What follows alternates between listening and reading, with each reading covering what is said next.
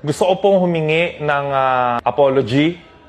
Gusto ko pong humingi ng pasensya sa lahat po ng Pilipinong nasaktan at naging emosyonal sa mga nangyayari sa social media.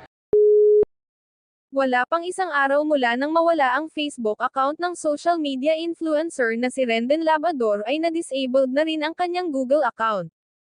Ito ang ibinalita mismo ng self-proclaimed motivational speaker sa kanyang Instagram stories. Update niya ngayong September 8 ng tanghali, binura na ako ni Google. Kahit email bawal na rin ang Rendon Labrador. Tanong pa niya. Ayon sa screenshots ng natanggap niyang email, nagkaroon ng severe violation ang kanyang account dahil mayroon daw siyang content na nagpapakita ng batang sexual na inaabuso at pinagsamantalahan. It looks like this account has content that involves a child being sexually abused and exploited. This is a severe violation of Google's policies and might be illegal, say ng website sa kanyang email. Mariing naman niyang itinanggi ni Rendon at sinabi sa caption, saan kaya ito?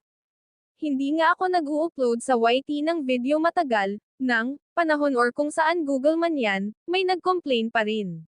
Baka nagkakamali kayo ng report. Sa isa pang IG story, tila nanawagan pa si Rendon sa mga naniniwala at sumusuporta sa kanya kung maaaring bigyan siya ng pagkakataon upang ipagpatuloy ang kanyang advokasya.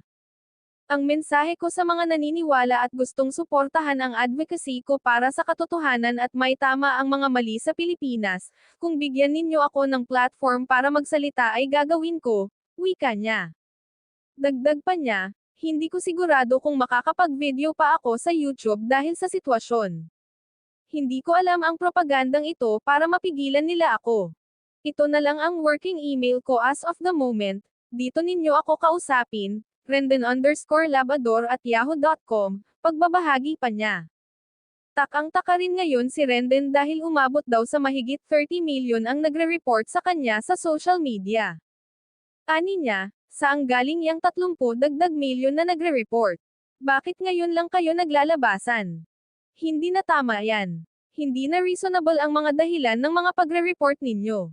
Pati email ban na ako, mensahe pa niya sa publiko. Say pa ni Rendon, kawawa talaga ang Pilipinas kung wala ako. Alright.